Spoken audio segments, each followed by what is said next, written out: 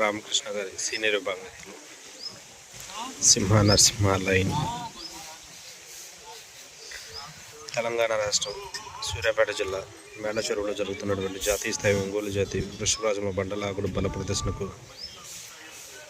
ఈరోజు నిర్వహించే సీనియర్ విభాగానికి వచ్చినటువంటి అత్తోట రామకృష్ణ గారి సీనియర్ విభాగం అత్తోట రామకృష్ణ గారు వేటపాలెం చుండూరు మండలం బాపట్ల జిల్లా వారి జత.